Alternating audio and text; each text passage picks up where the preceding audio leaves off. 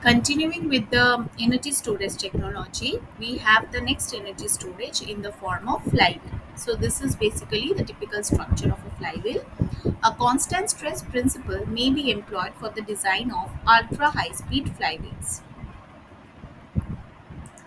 To achieve the maximum energy storage, every element in the rotor should be equally stressed to its maximum limit. This results in the shape of a gradually decreasing thickness that theoretically approaches zero as the radius approaches infinity. Due to the extremely high rotating speed and in order to reduce the aerodynamic and the frictional loss, what we do is that the housing inside in which the flywheel is spinning is always highly vacuumed and non-contact magnetic bearings are used. So this is the housing. So it's vacuum and non-contact magnetic bearings are used. And this is the theoretical flywheel.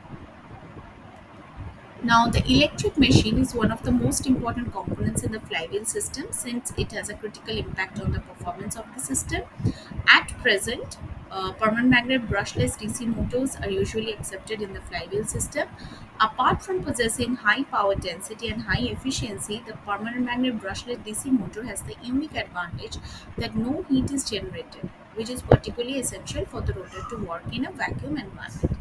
Also, a switch reluctance machine (HRM) is a very promising candidate for application in a five-wheel system.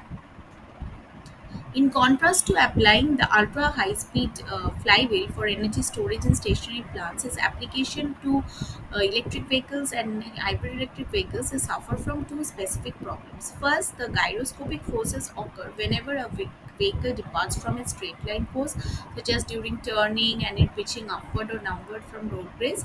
These forces essentially reduce the maneuverability of the vehicle. Secondly, if a flywheel is damaged, its stored energy in the mechanical form will be released in a very short period of time. The corresponding power release will be very high, which can cause damage to the vehicle. For example, if there is a 1 kilowatt hour flywheel which is breaking apart within a time duration of 1 to 5 seconds, it will generate a huge power of about 720 to 3600 kilowatt. So, how we reduce this failure is one of the greatest obstacles in implementing the ultra high speed flywheel in EVs and HEVs. What we can do is that the simplest way of alleviating the gyroscopic forces is to use multiple smaller flywheels. By operating them in pairs, that is, one half is spinning in one direction and the other half is in the opposite direction, the net gyroscopic effect actually theoretically becomes zero. Practically, it still faces some problems related to the distribution and coordination of the flywheels. Also, the overall specific energy and the specific power of all flywheels may be smaller than a single one, and the simplest way of minimizing the damage due to the breakage of this flywheels is to adopt multiple smaller motors. But this means the vehicle performance suffers because there is a reduction in the specific energy and the specific power. Recently, a new failure containment has been proposed. Instead of diminishing the thickness of the rotor to zero, that we have already discussed, the rim thickness is purposely enlarged. Hence, the neck area just before the rim will break first at the instant the rotor suffers from a failure.